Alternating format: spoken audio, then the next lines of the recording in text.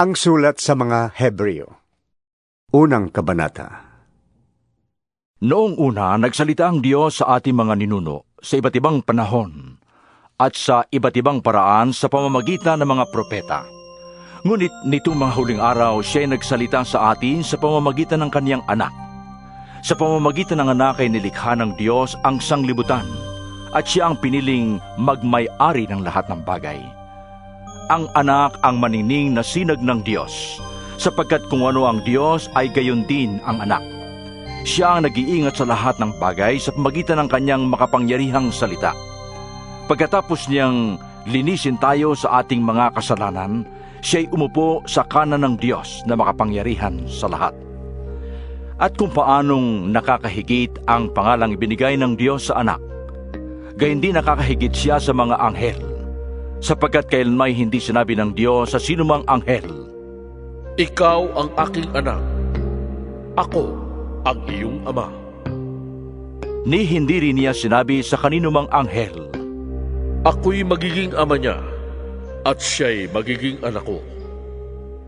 At nang susuguin na ng Diyos ang kanyang panganay na anak sa sanglibutan, ay sinabi niya, Dapat siyang sambahin ng lahat ng anghel ng Diyos. Tungkol naman sa mga anghel ay sinabi niya, Ginawa niyang hangin ang kanyang mga anghel, at ningas ng apoy ang kanyang mga lingkod. ngunit tungkol sa anak ay sinabi niya, Ang iyong trono, O Diyos, ay magpakailanman. Ikaw ay maghaharing may katarungan. Nalulugod ka sa paggawa ng matuwid, ngunit namumuhi ka sa pagsuway. Kaya't hinirang ka ng Diyos na iyong Diyos at pinuspos ng kagalakang higit sa iyong mga kasama. sinabi pa rin niya, Panginoon, ikaw ang lumikha ng sanlibutan at ikaw rin ang gumawa ng kalangitan. Ang mga ito'y mawawalang lahat, ngunit mananatili ka magpakailanman. Maluluma silang lahat gaya ng kasuotan at ililigpit mong gaya ng isang balamal, at tulad ng damit sila'y papalitan. Subalit ikaw ay mananatili at ang buhay mo'y walang katapusan. kailanmay hindi sinabi ng Diyos sa kaninumang anghel, Maupo ka sa aking kanan hanggang lubusan kong mapasuko ang iyong mga kaaway. ano ang mga anghel kung ganoon? Sila'y mga espiritong naglilingkod sa Diyos at mga sinugo upang tumulong sa mga maliligtas. Ikalawang kabanata. Kaya nga, dapat nating panghawakang mabuti ang mga katotohanang narinig natin upang hindi tayo maligaw. Ang mensaheng ipinahayag ng mga anghel ay napatunayang totoo, at sinumang lumabag o di sumunod dito ay tumanggap ng kaukulang parusa. Gayon din naman, paano tayo makakaiwas sa parusa kung hindi natin pahahalagahan ang napakadakilang kaligtasang ito? Ang Panginoon ang unang nagpahayag ng kaligtasang ito, at ang mga nakarinig sa Kaniya ang nagpatunay sa atin na ito'y totoo. Pinatunayan din ito ng Diyos sa pamamagitan ng mga tanda at iba't ibang himala at sa pamamagitan ng mga kaloob ng Espiritu Santo na ipinamahagi niya ayon sa kanyang sariling kapasyahan. Hindi sa mga anghel ipinailalim ng Diyos ang sanglibutang kanyang lilikhain, ang sanglibutang ating tinutukoy. Sa halip ay ganito ang sinasabi sa isang bahagi ng kasulatan. Ano ang tao upang siya'y iyong alalahanin? O ang anak ng tao upang iyong pangalagaan? Sandaling panahong siya'y ginawa mong mas mababa kaysa mga anghel. Ngunit pinagkalooban mo siya ng kadakilaan at karangalan, at ipinailalim mo sa kanyang kapangyarihan ang lahat ng bagay. Nang ipailalim ng Diyos ang lahat ng bagay sa kapangyarihan ng tao, walang bagay na di ipinailalim sa Kanya.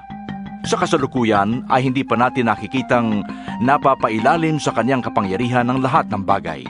Subalit alam nating si Jesus, kahit na sa kaunting panahoy ginawang mas mababa kaysa mga anghel, ay binigyan ng karangalan at kadakilaan dahil sa kanyang kamatayan. Dahil sa kagandahang loob ng Diyos sa atin, niloob niyang si Jesus ay mamatay para sa ating lahat. Sa pamamagitan ng mga pagtitiis, siya ay ginawang ganap ng Diyos at nang sa gayon ay makapagdala siya ng maraming tao sa kaluwalhatian. Ito'y dapat lamang na gawin ng Diyos na lumikha at nangangalaga sa lahat ng bagay, sapagkat si Jesus ang pinagmumulan ng kanilang kaligtasan. Si Jesus ang nagpapabanal sa mga tao. Ang kanyang ama at ang ama ng mga taong ito ay iisa, kaya't hindi niya ikinahihiyang tawagin silang mga kapatid. Sinabi niya sa Diyos, Ipapahayag ko sa aking mga kapatid ang iyong pangalan, at aawit ako ng papuri sa iyo sa gitna ng kapulungan. Sinabi rin niya, Ako'y mananalig sa Diyos. at dugtong pa niya, Narito ako at ang mga anak na ibinigay sa akin ng Diyos. dahil sa ang mga anak na tinutukoy niya ay tao, naging tao rin si Jesus na tulad nila'y may laman at dugo. Ginawa niya ito upang sa pamagitan ng kanyang kamatayan ay mawasak niya ang kapangyarihan ng Diablo na siyang may kapangyarihan sa kamatayan. At pinalaya niya ang lahat ng tao na habang panahoy inalipin ng takot sa kamatayan. Hindi ang mga anghel ang kanyang tinutulungan, sa halip ay ang mga anak ni Abraham. Kaya't kinailangang matulad siya sa kanyang mga kapatid sa lahat ng paraan. Sa gayon, siya ay naging isang dakilang pari, mahabagin at tapat na naglilingkod sa Diyos at nag-aalay ng handog para mapatawad ang mga kasalanan ng tao. At ngayoy matutulungan niya ang mga tinutukso dahil siya rin ay tinukso at naghirap. Ikatlong kabanata. Mga kapatid, sa pananampalataya at kasama sa pagkakatawag ng Diyos, alalahanin niyo si Jesus ang sinugo ng Diyos upang maging dakilang pari ng ating pananampalataya. Tapat siya sa Diyos na pumili sa Kanya, tulad ni Moises na naging tapat sa sambahayan ng Diyos. Kung ang nagtayo ng bahay ay mas marangal kaysa sa bahay, gayon din naman lalong marangal si Jesus kaysa kay Moises. Bawat bahay ay may tagapagtayo, ngunit ang Diyos lamang ang nagtayo ng lahat ng bagay. Si Moises ay naging tapat sa buong sambahayan ng Diyos bilang lingkod upang magpatotoo sa mga bagay na ihahayag sa mga darating na panahon. Subalit si Kristo ay tapat bilang anak na namumuno sa sambahayan ng Diyos. At tayo ang kanyang sambahayan kung matibay ang ating pag-asa at hindi natin ito ikinahihiya. Kaya tulad ng sinabi ng Espiritu Santo, Kapag narinig nyo ngayon ang tinig ng Diyos, huwag maging matigas ang inyong puso, tulad noong maghimagsik ang inyong mga ninuno doon sa ilang. Nang subukin nila ako, doon tinukso nila ako at sinubo. Gayong nakita nila ang mga ginawa ko sa loob ng 40 taon. Kaya't napuot ako sa kanila at sinabi ko, lagi silang lumalayo sa akin. Ang mga utos ko'y ayaw nilang sundin, kaya't sa galit ko'y aking isinumpa. Hindi sila makakapasok sa lupaing aking inihanda upang doon sila makapagpahinga. mga kapatid, ingatan ninyong huwag sumama ang sinuman sa inyo at mawalan ng pananampalataya hanggang sa talikdan ang Diyos na buhay. Sa halip, magtulungan kayo araw-araw habang may panahon pa upang walang sinumang madaya sa inyo at maging alipin ng kasalanan, sapagkat tayong lahat ay kasama ni Kristo sa gawain, kung nananatili tayong matatag hanggang wakas sa ating pananalig sa Kanya. Ito nga ang sinasabi sa kasulatan. Kapag narinig nyo ngayon ang tinig ng Diyos, huwag maging matigas ang inyong ulo, tulad noong maghimagsik ang inyong mga ninuno. Sino ang naghimagsik laban sa Diyos kahit na narinig nila ang kanyang tinig? Hindi ba't ang lahat ng inilabas ni Moises sa Ehipto? At kanino nagalit ang Diyos sa loob ng 40 taon? Hindi ba't sa mga nagkasala at namatay sa ilang? At sino ang tinutukoy niya ng kanyang sabihin, hindi sila makakapagpahinga sa piling ko? Hindi ba't ang mga taong ayaw sumunod? Maliwanag kung ganoon na hindi sila nakapasok sa lupang pangako dahil hindi sila nanalig sa Diyos. Ika-4 na kabanata. Kaya nga habang nananatili ang pangako ng Diyos, na tayo'y makakapasok at makakapagpahinga sa piling niya, mag-ingat kayo at baka meron sa inyo na hindi makatanggap ng pangakong ito. Sapagkat tulad nila'y napakinggan din natin ang magandang balita, ngunit hindi nila pinakinabangan ang balitang kanilang narinig dahil hindi nila ito tinanggap ng may pananampalataya. Tayo mga sumampalataya ang nakatanggap ng kapahingahang ipinangako. Ito'y ayon sa kanyang sinabi, Sa galit ko'y aking isinumpa, hindi sila makapagpapahinga sa piling ko.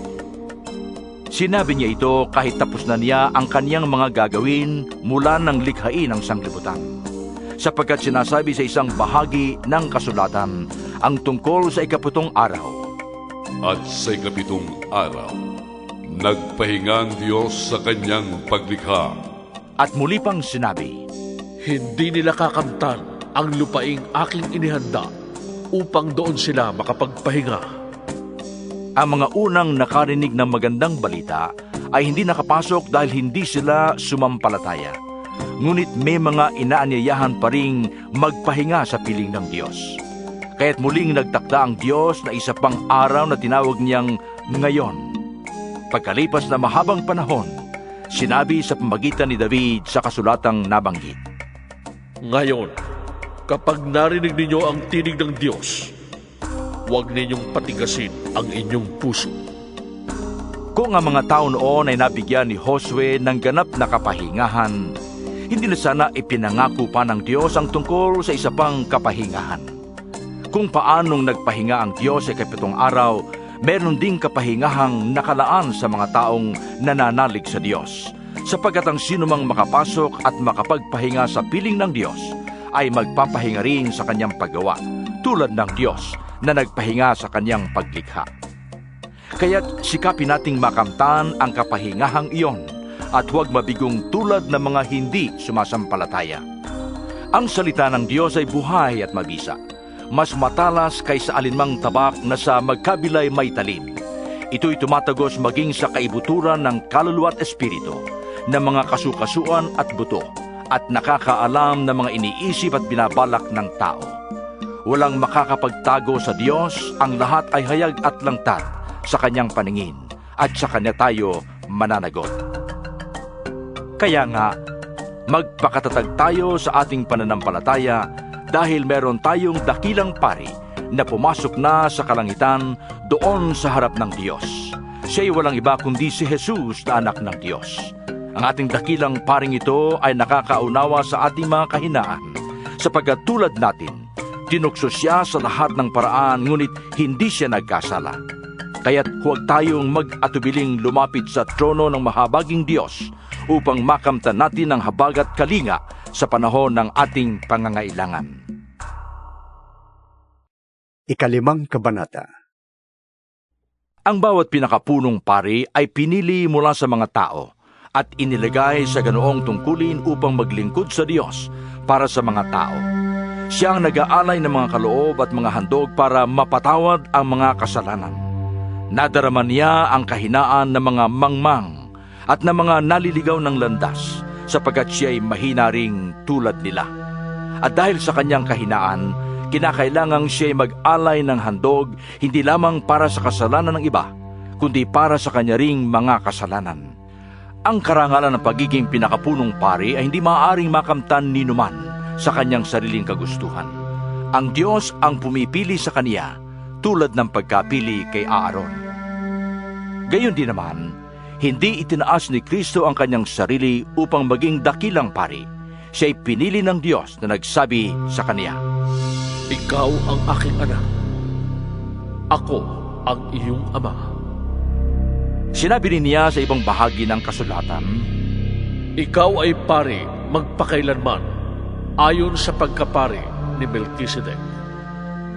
Noong si Jesus ay namumuhay pa rito sa lupa, siya'y nanalangin at lumuluhang nakiusap sa Diyos na makakapagligtas sa kanya sa kamatayan. At dininig siya ng Diyos dahil lubusan siyang nagpakumbaba. Kahit na siya'y anak ng Diyos, natutuhan niya ang tunay na kahulugan ng pagsunod sa pamamagitan ng pagtitiis. At nang siya'y maging ganap, siya naging walang hanggang tagapagligtas ng lahat ng sumusunod sa kaniyang kalooban. Minarapat ng Diyos na siya'y gawing dakilang pari ayon sa pagkapari ni Melchizedek. Marami pa kaming masasabi tungkol sa bagay na ito, ngunit mahirap ipaliwanag sa inyo sapagkat napakabagal ninyong umunawa. Dapat sana'y mga tagapagturo na kayo, subalit hanggang ngayon kailangan pa kayong turuan ng mga panimulang arali ng salita ng Diyos. Dapat sana'y kumakain na kayo ng matigas na pagkain, ngunit hanggang ngayon, gatas pa lamang ang inyong kaya. Ang nabubuhay sa gatas ay sanggol pa at wala pang nalalaman tungkol sa tama at mali.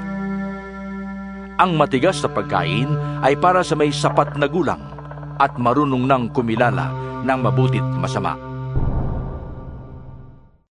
Ika-6 na kabanata. Kaya't iwanan natin ang mga panimulang aralin tungkol kay Kristo at magpatuloy na tayo sa mga araling para sa may sapat na pag-unawa na. Tigilan na natin ang muling paglalagay ng pundasyon tungkol sa pagtalikod sa mga gawang walang kabuluhan at tungkol sa pananalig sa Diyos. Tungkol sa mga bautismo at pagpapatong ng mga kamay at tungkol sa muling pagkabuhay ng mga patay at sa hatol na walang hanggan. Magpatuloy na tayo at iyan ang gagawin namin kung loloobin ng Diyos. Sapagkat paano pang magsisisi at manunumbalik ang mga tumalikod sa pananampalataya. Dati, naliwanagan sila, nakalasap ng kaloob ng langit at naging kabilang sa mga tumanggap ng Espiritu Santo. Nakalasap na rin sila ng kabutihan ng salita ng Diyos at nakadama ng kapangyarihan ng Diyos na lubusang mahahayag sa panahong darating. Kapag sila'y tumalikod pagkatapos malasap ang lahat ng ito, hindi na sila maaari pang maakay sa pagsisisi at mapanumbalik sapagkat muli nilang ipinapako sa krus at inilalantad sa kahihiyan ang anak ng Diyos. Sapagkat pinagpapala ng Diyos ang lupang pagkatapos tumanggap ng masaganang ulan ay sinisibulan ng halamang pinapakinabangan ng mga magsasaka. Subalit kung ang mga damo at halamang matitinig ang tumutubo doon, walang kabuluhan ang lupang iyon, kaya't nanganganib itong sumpain ng Diyos at tupukin sa apoy. Mga minamahal, kahit ganito ang sinasabi namin, natitiyak namin na tungkol sa inyong kaligtasan, mabuti ang inyong kalagayan. Makatarungan ng Diyos, hindi niya malilimutan ang inyong ginawa at ang pagmamahal na inyong ipinakita at hanggang ngayon ipinapakita sa pamamagitan ng paglilingkod ninyo sa mga banal. Ang nais namin ay patuloy na magsumikap hanggang wakas ang bawat isa sa inyo upang makamtan ninyo ang inyong inaasahan. Kaya't huwag kayong maging tamad.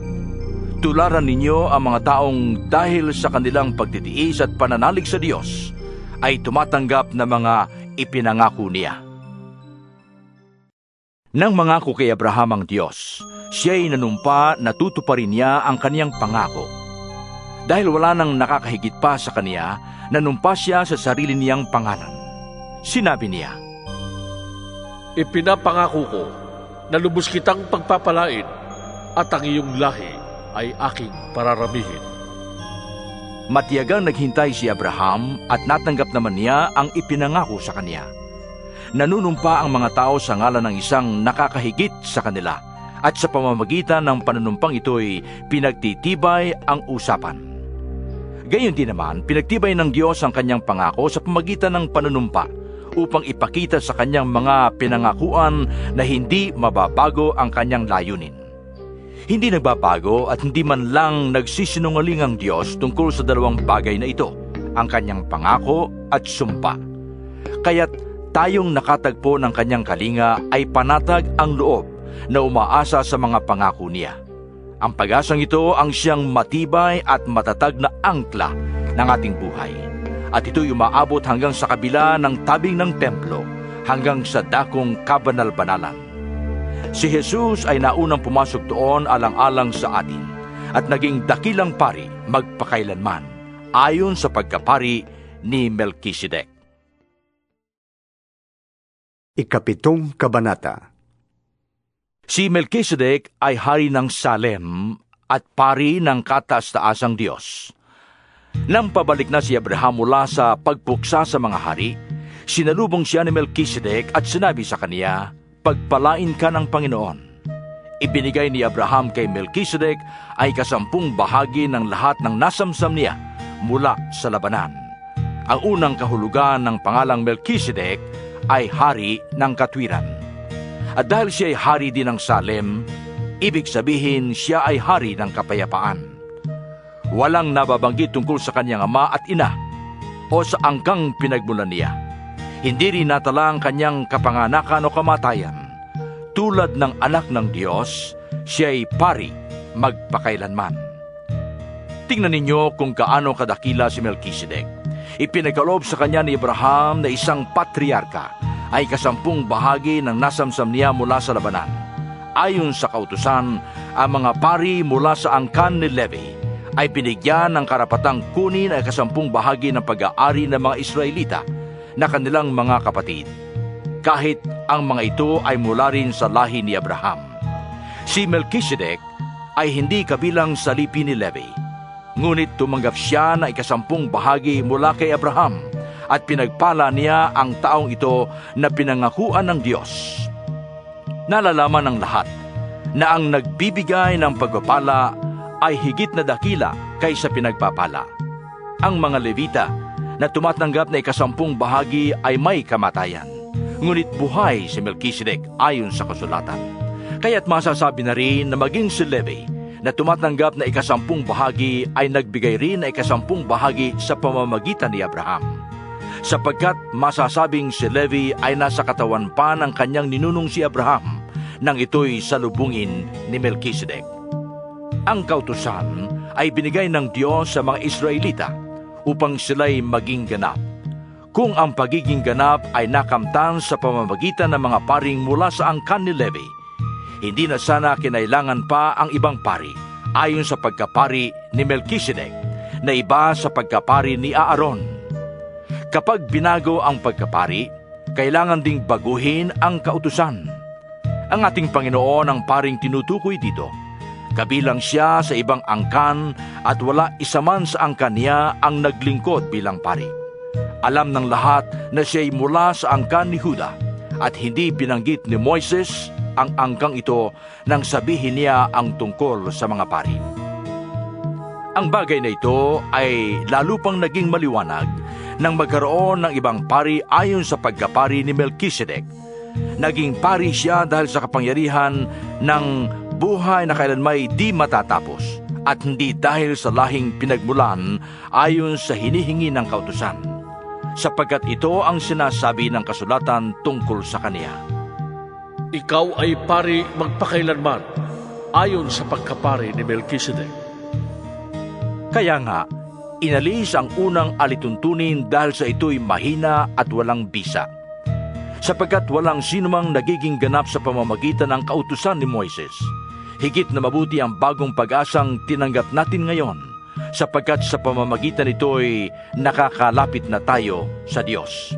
Ang Diyos ay hindi sumumpa nang gawin niyang pari ang iba, ngunit sumumpa siya nang gawin niyang pari si Jesus ayon sa sinabi niya.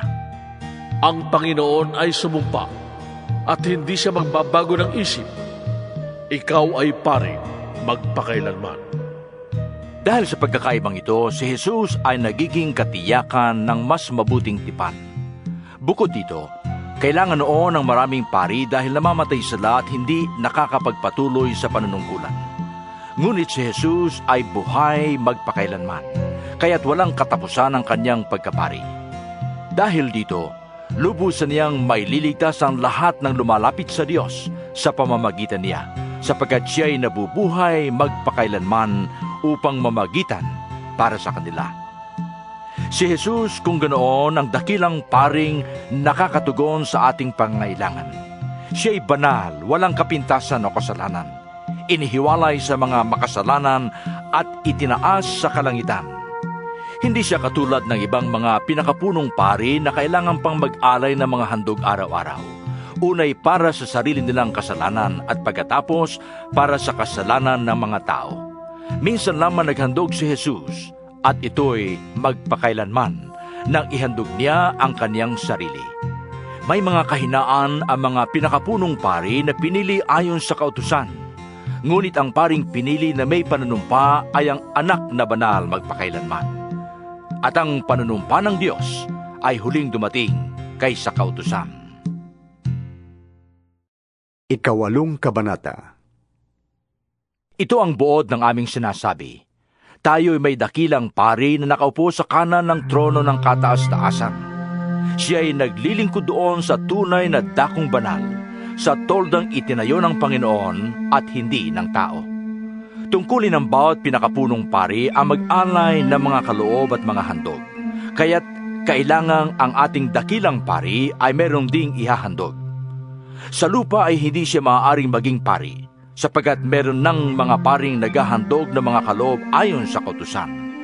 Ang paglilingkod ng mga ito ay larawan lamang ng nasa langit, sapagkat nang itatayo na ni Moises ang tolda, mahigpit na ipinagbilin sa kanya ng Diyos ang ganito.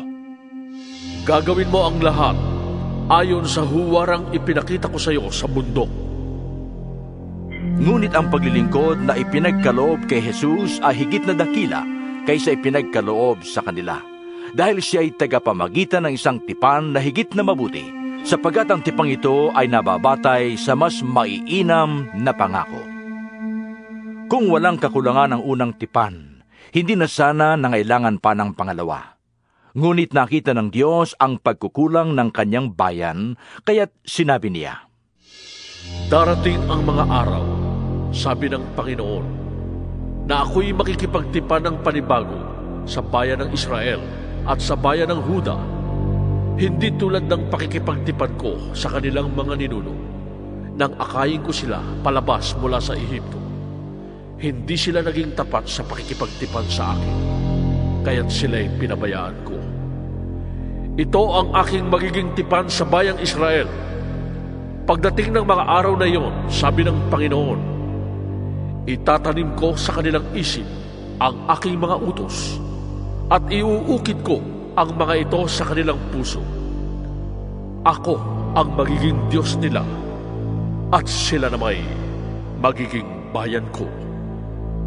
Hindi nakakailanganing ituro ninuman sa kanyang kababayan o sabihin sa kanyang kapatid, kilalanin mo ang Panginoon, sapagkat ako'y makikilala nilang lahat mula sa pinakaaba hanggang sa pinakadakila, sapagkat patatawarin ko sila sa kanilang mga kasalanan at kalilimutan ko na ang kanilang mga kasamaan. Nang sabihin ng Diyos ang tungkol sa bagong tipan, pinawalang bisa niya ang una, at anumang pinapawalang bisa at naluluma ay malapit nang mawala. 9 Kabanata. Ang unang tipan ay may mga alituntunin sa pagsamba at may sambahang ginawa ng tao. Itinayo ang isang tolda na may 2 bahagi. Ang una ay tinatawag na dakong banal at naroon ang ilawan, ang hapag at ang mga tinapay na handog sa Diyos. Ang ikalawa ay nasa kabila ng pangalawang tabing at tinatawag na dakong kabanal-banalan. Naroon ang altar na sunugan ng insenso at ang kaba ng tipan na parehong nababalutan ng ginto. Nasa loob ng kaba ng sisidlang ginto na may lamang mana, ang tungkod ni Aaron na nagkaroon ng dahon at ang mga tapyas na bato kung saan nakasulat ang tipan. At sa ibabaw ng kaban ay may mga kerubin na nagpapakitang naroon ng Diyos. Nalililiman na mga pakpak na mga kerubin ang trono ng habag, ngunit ito'y hindi na namin ipapaliwanag ng isa-isa ngayon. Ganoon ang pagkakaayos ng loob ng toldang kanilang sinasambahan. Ang mga pari ay pumapasok araw-araw sa unang bahagi upang ganapin ang kanilang tungkulin. Ngunit tanging ang pinakapunong pari ang nakakapasok sa ikalawang bahagi, at ito'y minsan lamang niyang ginagawa sa isang taon. Siya ay may dalang dugo na inihahandog sa Diyos para sa mga kasalanang nagawa niya at na mga tao nang hindi nalalaman. Sa ganong kaayusan, maliwanag na itinuturo ng Espiritu Santo na ang daang papunta sa dakong kabanal-banalan ay hindi pa bukas habang nakatayo pa ang unang bahagi ng tolda. Simbolo lamang ang mga iyon at ang kahulugan nito ay ang kasalukuyang panahon. Ang mga kaloob at mga handog na iniaalay ay hindi nagpapabanal sa sumasamba. Ang paglilinis nila'y nauuko lamang sa pagkain at inumin at sa iba't ibang uri ng paglilinis, mga alituntuning panglabas na iiral hanggang sa baguhin ng Diyos ang lahat ng bagay. Ngunit dumating na si Kristo, ang dakilang pari ng bagong tipan, at siya'y naglilingkod doon sa sambahang lalong dakila. Walang katulad at hindi ginawa ng tao. Sa makatuwid ay hindi sa sanglibutang ito. Minsan lamang pumasok si Kristo sa dakong kabanal-banalan, at iyo'y sapat na. Hindi dugo ng mga kambing at bisirong baka ang kanyang inihandog, kundi ang sariling dugo, para mapatawad tayo sa ating mga kasalanan magpakailanman. Kung ang dugo ng mga kambing at toro at ang abo ng dumalagang baka ay iwiniwisik sa mga taong itinuturing na marumi upang sila'y luminis ayon sa kautusan, higit ang nagagawa ng dugo ni Kristo. Sa pamamagitan ng walang hanggang espiritu ay inialay niya sa Diyos ang kanyang sarili bilang handog na walang kapintasan. Ang kanyang dugo ang lumilinis sa ating puso't isip sa mga gawang walang kabuluhan upang tayo'y makapaglingkod sa Diyos na buhay. Kaya nga, si Kristo ang tagapamagitan ng bagong tipan. Sa pamamagitan ng kanyang kamatayan ay ipinatawad ang paglabag ng mga tao noong sila'y nasa ilalim pa ng unang tipan. Dahil dito, makakamtan ng mga tinawag ng Diyos ang walang hanggang pagpapala na kanyang ipinangako. Kapag may testamento, kailangang mapatunayang patay na ang gumawa niyon. Sapagkat ang testamento ay walang bisa habang buhay pa ang gumawa. Magkakabisa lamang iyon kapag siya'y namatay na. Maging ang unang tipan ay hindi pinagtibay kung hindi sa pamamagitan ng dugo ng mga hayop na inihandog. Matapos ipahayag ni Moises sa mga tao ang bawat alituntunin sa kautusan, kinuha niya ang dugo ng mga baka at ng mga kambing at hinaluan niya iyon ng tubig. Kumuha siya ng pulang lana at sanga ng isopo at isinawsaw iyon sa dugong may halong tubig. Winisikan ng aklat ng kautusan at ang mga tao. Kasabay nito'y kanyang sinabi, ito ang dugong nagpapatibay sa tipang ibinigay ng Diyos at ipinapatupad sa inyo. Winisikan din niya ng dugo ang torda at ang mga kagamitan sa pagsamba. Ayon sa kautusan, halos lahat ng bagay ay nililinis sa pamamagitan ng dugo at walang kapatawaran ng kasalanan kung hindi sa pamamagitan ng pagdanak ng dugo. Ang mga bagay sa sambahang iyon ay larawan lamang ng mga nasa langit at kinakailangang linisin sa pamamagitan ng mga handog. Ngunit higit na mabubuting handog ang kinakailangan sa paglilinis ng mga bagay sa sambahang nasa langit, sapagkat si Kristo'y hindi pumasok sa isang dakong banal na ginawa ng tao at larawan lamang ng tunay. Sa langit mismo siya pumasok at ngayoy nasa harap na siya ng Diyos at namamagitan para sa atin. Ang pinakapunong pari ng mga Hudyo ay pumapasok sa dakong banal taon-taon na may dalang dugo ng mga hayop. Ngunit si Kristo'y minsan lamang pumasok upang ihandog ang kanyang sarili. Kung di gayon, kailangan sanang siya'y paulit-ulit na mamamatay mula pa ng likhain ng sanglibutan. Subalit minsan lamang siyang nagpakita. Ngayong magtatapos na ang panahon upang pawiin ang kasalanan sa pamamagitan ng handog na kanyang inialay.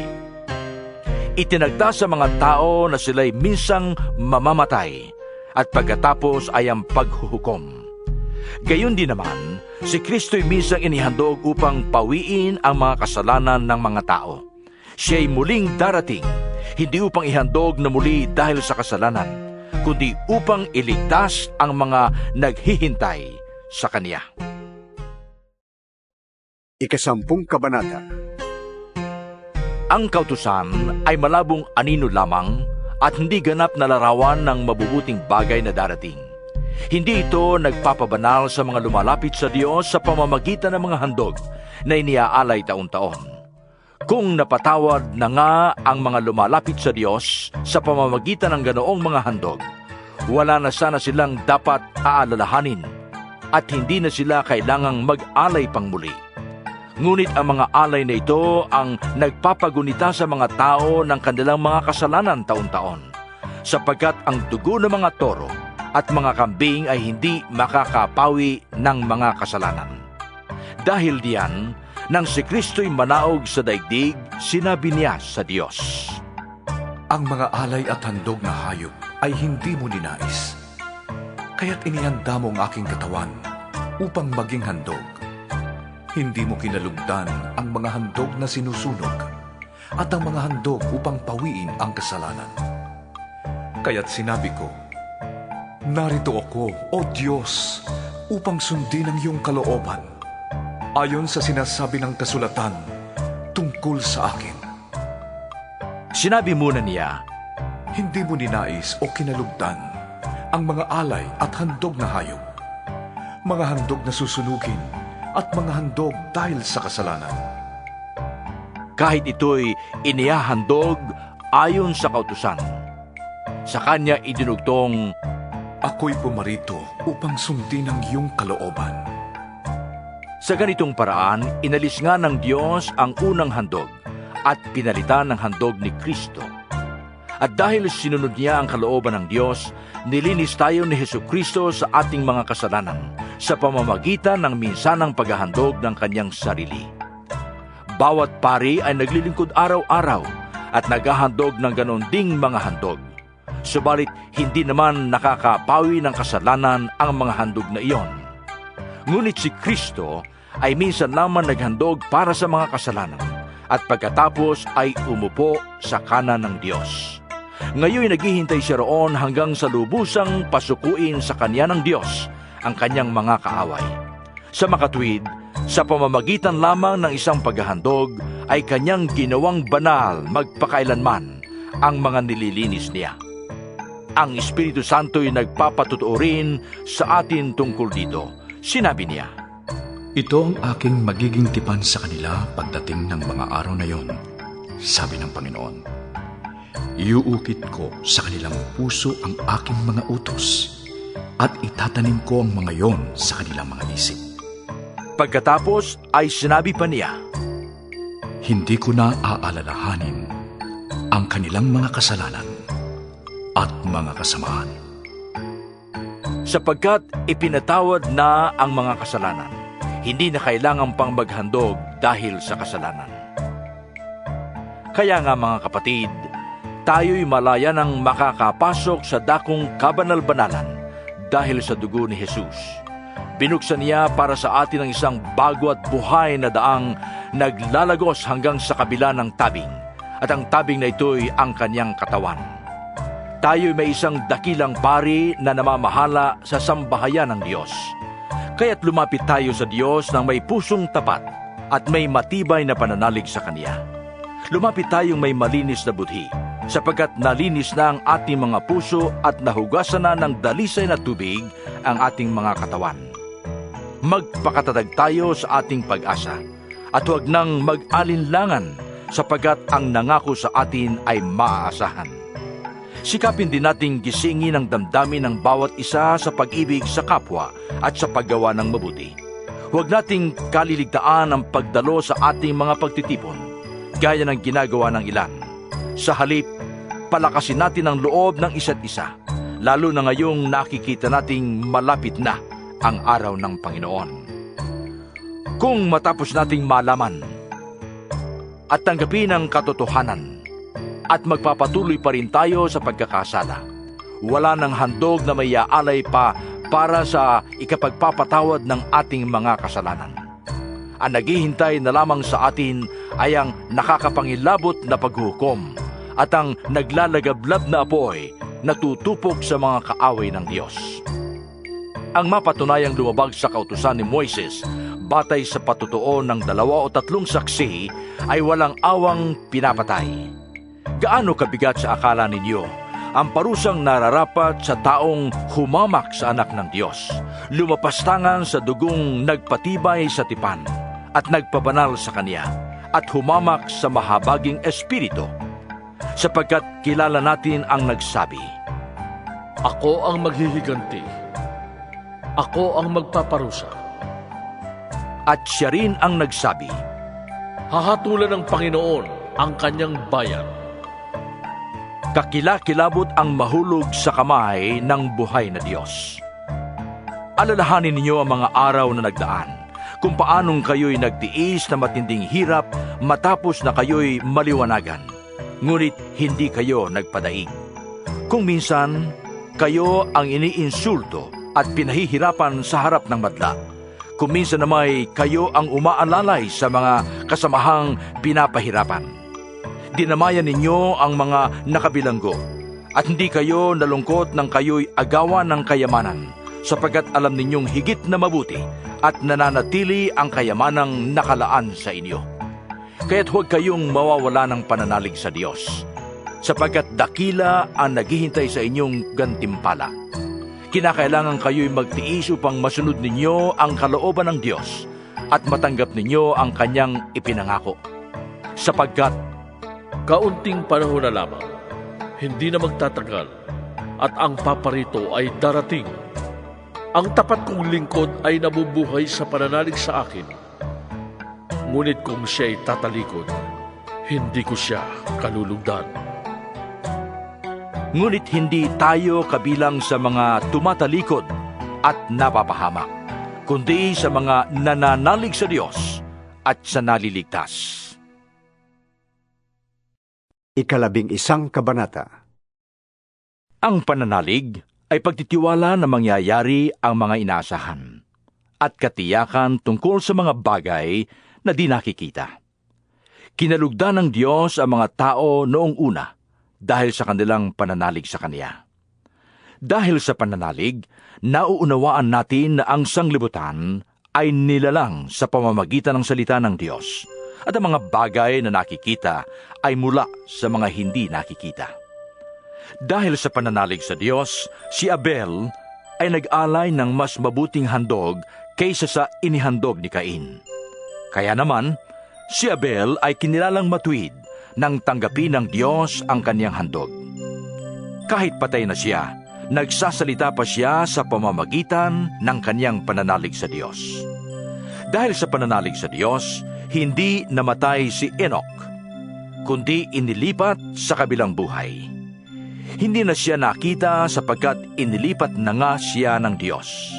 Sinasabi sa kasulatan na si Enoch ay naging kalugod-lugod bago siya kinuha ng Diyos. Hindi kinalulugdan ng Diyos ang hindi nananalig sa Kanya, sapagkat ang sinumang lumalapit sa Diyos ay dapat maniwalang may Diyos na nagbibigay ng gantimpala sa mga humahanap sa Kanya.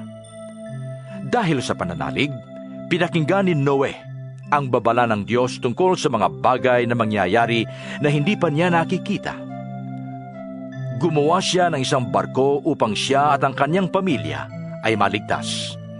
Sa pamamagitan nito ay nahatulan ng sanglibutan at siya'y ibinilang na matuwid dahil sa kanyang pananalig sa Diyos. Dahil sa pananalig sa Diyos, sumunod si Abraham nang siya'y papuntahin ng Diyos sa lupaing ipinangako sa kaniya. Humayo nga siya, kahit hindi niya alam kung saan siya pupunta. Dahil din sa kanyang pananalig, siya'y nanirahan bilang dayuhan sa lupang ipinangako sa kaniya. Mga tolda ang naging tirahan niya, gayon din nina Isaac at Jacob, na tumanggap din ng pangakong katulad niyon. Samantala, hinihintay niya ang lungsod na Diyos mismo ang nagplano at nagtatag. Dahil din sa pananalig, si Abraham ay nagkaroon ng kakayahang maging ama. Kahit na siya'y matanda na, at si Sarah ay hindi maaaring magkaanak. Nanalig siyang tutuparin ng Diyos ang kanyang pangako. Kaya sa isang taong may tuturing na halos patay na, ay nagmula ang isang lahi na naging kasindami ng bituin sa langit at ng buhangin sa dalampasigan. Silang lahat ay namatay na may pananalig sa Diyos. Hindi nila nakamtan ang mga ipinangako ng Diyos, ngunit natanaw nila iyon mula sa malayo. Kinilala nilang sila'y mga dayuhan lamang at nangingibang bayan dito sa lupa. Ipinapakilala ng mga taong nagsasalita ng ganoon na naghahanap pa sila ng sariling bayan. Kung ang mahal nila ay ang lupaing kanilang pinanggalingan, may pagkakataon pa sana silang makabalik roon. Ngunit ang hinahangad nila ay isang lungsod na lalong mabuti, iyong nasa langit. Kaya naman hindi ikinahiya ng Diyos na siya'y tawaging Diyos nila, sapagkat sila'y ipinaghanda niya ng isang lungsod. Nang subukin ng Diyos si Abraham, pananalig din ang nag-udyok sa kaniya na ialay si Isaac bilang handog sa Diyos. Handa niyang ihandog ang kaisa-isa niyang anak, gayong ipinangako sa kaniya ng Diyos na kay Isaac magmumula ang magiging lahi niya. Naniwala siya na kaya ng Diyos na bumuhay ng patay. Kaya't sa patalinghagang pangungusap, nabalik nga sa kanya si Isaac mula sa mga patay. Dahil sa pananalig sa Diyos, iginawad ni Isaac kina Jacob at Esau ang pagpapala para sa hinaharap. Dahil sa pananalig sa Diyos, iginawad ni Jacob ang pagpapala sa dalawang anak ni Jose bago siya namatay. Humawak siya sa kanyang tungkod at sumamba sa Diyos. Dahil sa pananalig sa Diyos, sinabi ni Jose nang siya'y malapit ng mamatay na makakaalis sa Ehipto ang mga Israelita at ipinagbilin sa kanila na dalhin ang kanyang mga buto sa kanilang pag-alis. Dahil sa pananalig sa Diyos, ang mga magulang ni Moises ay hindi natakot na sumuway sa utos ng hari nang makita nilang maganda ang sanggol. Itinago nila ito sa loob ng 3 buwan. Dahil sa pananalig sa Diyos, tumanggi si Moises nang siya'y mayroon ng sapat na gulang na tawagin siyang anak ng prinsesang anak ng hari. Inibig pa niyang makihati sa kaapihang dinaranas ng bayan ng Diyos kaysa magtamasa ng mga panandaliang aliw ng mundong ito na dulot ng kasalanan. Itinuring niyang higit na mahalaga ang pagtitiis ng hirap dahil sa Mesiyas kaysa mga kayamanan ng Ehipto, sapagkat nakatuon ang kanyang paningin sa mga gantimpala sa hinaharap. Ang pananalig din sa Diyos ang nag-udyok kay Moises na lisanin ang Ehipto kahit magalit ang hari. Matatag ang kanyang kalooban sapagkat para niyang nakita ang Diyos. Dahil din sa pananalig na iyan, itinatag niya ang Paskwa at iniutos sa mga Israelita na pahiran ng dugo ang pintuan ng kanilang mga bahay upang huwag patayin ng anghel na mamumuksa ang mga panganay nila.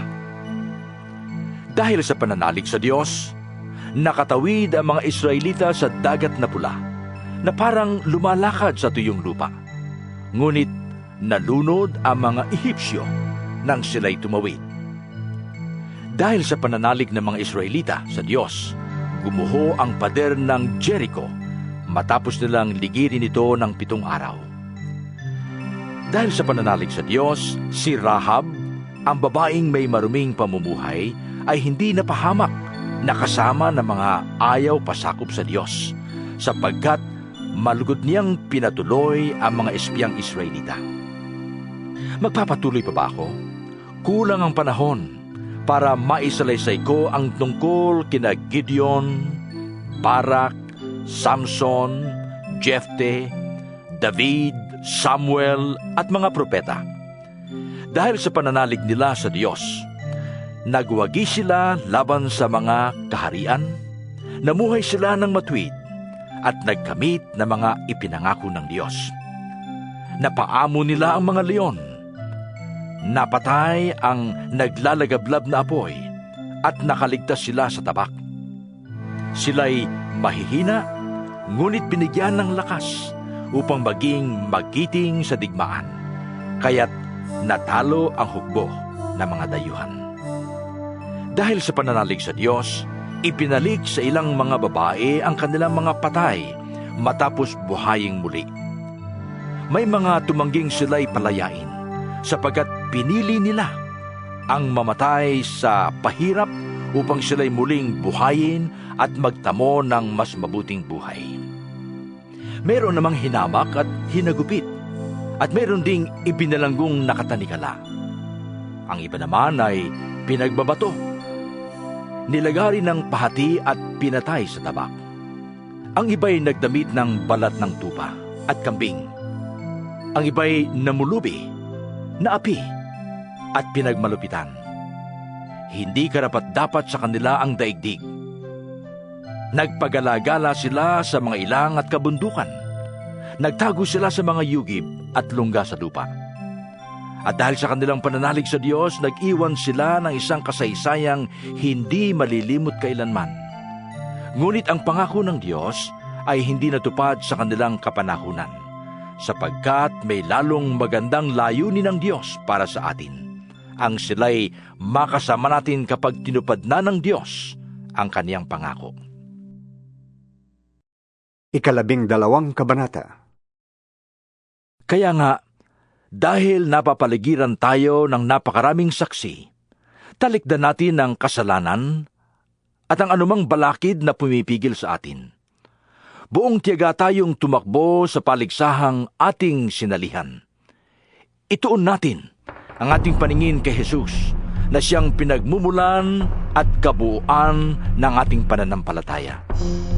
Dahil sa kagalakang naghihintay sa Kanya, hindi Niya ikinahiya ang mamatay sa krus, at siya ngayoy nakaupo sa kanan ng trono ng Diyos. Isip-isipin ninyo kung kaano ang tiniis niyang pag-uusig ng mga makasalanan upang hindi kayo manglupaypay o panghinaan ng loob. Hindi pa humahantong sa pagdanak ng dugo ang pakikipaglaban ninyo sa kasalanan. Nalimutan na ba ninyo ang panawagan ng Diyos sa inyo bilang mga anak niya, mga salitang nagpapalakas ng loob? Anak ko, huwag mong ipagwalang bahala kapag itinutuwid ka ng Panginoon, at huwag kang panghinaan ng loob kapag ikaw ay pinaparusahan niya. Sapagkat pinaparusahan ng Panginoon ang mga iniibig niya at pinapalo ang itinuturing niyang anak. Tiis ninyo ang lahat ng hirap bilang pagtutuwid ng isang ama, sapagkat ito'y nagpapakilalang kayo'y tinatanggap ng Diyos na tunay na mga anak. Sinong anak ang hindi itinuwid ng kanyang ama? Kung ang pagtutuwid na ginagawa sa lahat ng anak ay di gawin sa inyo, hindi kayo tunay na mga anak, kundi mga anak sa labas. Hindi ba't pinaparusahan tayo ng ating mga magulang? At dahil yan ay iginagalang natin sila? Hindi ba lalong nararapat na tayo'y pasakop sa Diyos na ating Ama sa Espiritu upang tayo'y mabuhay? Sa loob ng maikling panahon, itinuwid tayo ng ating mga magulang para sa ating ikabubuti. Gayon din naman, itinutuwid tayo ng Diyos sa ikabubuti natin upang tayo'y maging banal na tulad niya. Habang tayo itinutuwid, hindi tayo natutuwa, kundi naghihinagpis. Ngunit, pagkatapos niyon, lalasap tayo ng kapayapaang bunga ng matuwid na pamumuhay. Dahil dito'y, itaas ninyo ang inyong mga kamay na nanghihina at patatagin ang mga tuhod na nangangalob. Lumakad kayo sa daang matuwid upang hindi lumala ang mga paang napilay at sa halip ay gumaling. Sikapin ninyong makasundo ng lahat at magpakabanal, sapagkat hindi ninyo makikita ang Panginoon kung hindi kayo mamumuhay ng ganito. Pag-ingatan ninyong huwag tumalikod ang sinuman sa inyo sa pag-ibig ng Diyos. Huwag kayong magtanim ng sama ng loob na dahil dito'y napapasama ang iba. Pag-ingatan ninyo na huwag makiapid ang sinuman sa inyo. o pawalang halaga ang mga bagay na espiritual tulad ng ginawa ni Esau. Ipinagpalit niya sa pagkain ang kanyang karapatan bilang panganay. Alam ninyo ang nangyari pagkatapos. Hiningi niya sa kanyang ama na igawad sa kanya ang pagpapalang nauukol sa panganay. Ngunit ito'y itinanggi sa kanya sapagkat hindi na niya mababago ang kanyang ginawa anuman ang gawin niyang pakiusap at pagtuma. Hindi kayo lumapit sa isang bundok na nakikita gaya ng mga Israelita sa bundok ng Sinai.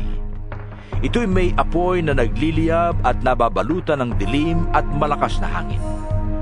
Doon na may tunog ng trompeta at tinig na nagsasalita. Nang ang tinig na iyan ay marinig ng mga tao, nakiusap silang tumigil na iyon ang pagsasalita sa kanila, sapagkat hindi nila matagalan ang utos na ito. Ang sinumang tumapak sa bundok, kahit hayop, ay babatuhin hanggang sa mamatay. Talagang nakakakilabot ang kanilang natatanaw. Kaya't pati si Moises ay nagsabing, nanginginig ako sa takot. Sa halip, ang nilapitan ninyo'y ang bundok ng Sion at ang lungsod ng Diyos na buhay, ang Jerusalem sa langit na kinaroroonan ng di mabilang na anghel. Dumalo kayo sa masayang pagtitipon ng mga ibinilang na panganay na nakatala sa langit. Lumapit kayo sa Diyos na hukom ng lahat at sa mga espiritu ng mga taong ginawang banal. Lumapit kayo kay Jesus, ang tagapamagitan ng bagong tipan. Ang dugo niyang dumanak ay may pangako ng mas mabubuting bagay kaysa sa isinisigaw ng dugo ni Abel.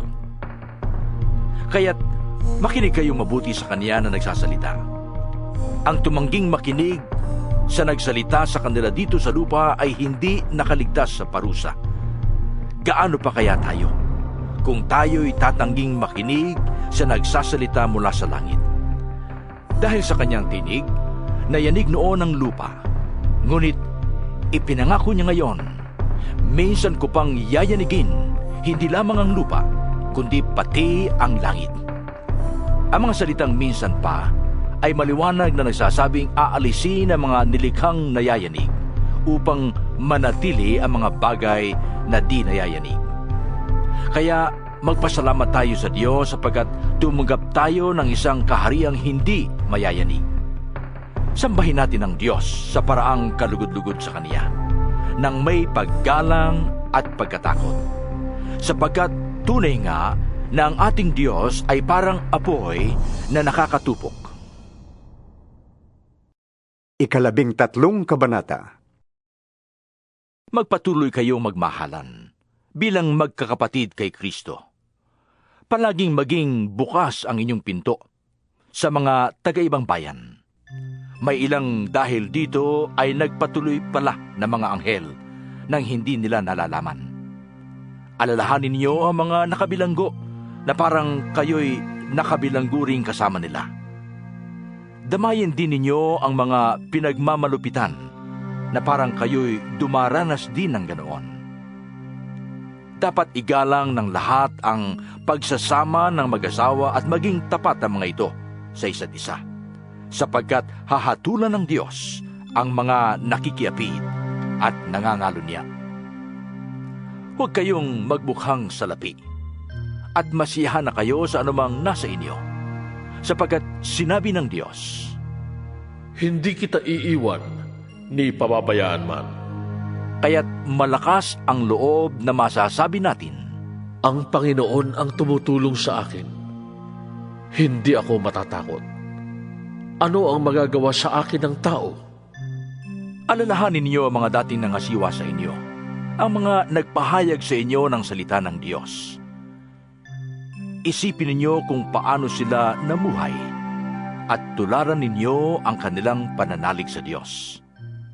Si Jesucristo noong nakaraan ay siya rin sa kasalukuyan at siya rin magpakailanman. Huwag kayong patangay sa sari-sari at kakaibang turo.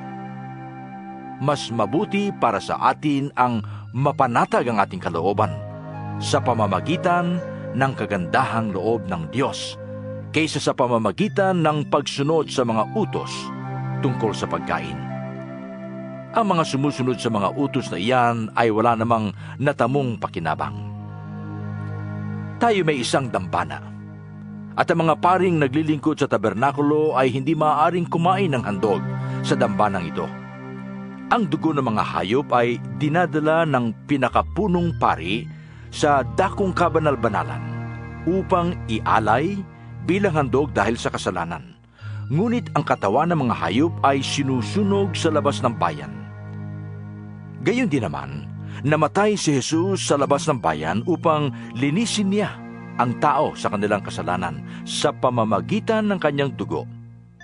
Kaya't pumunta tayo sa kanya sa labas ng bayan at magtiis din ng kahirapang kanyang tiniis.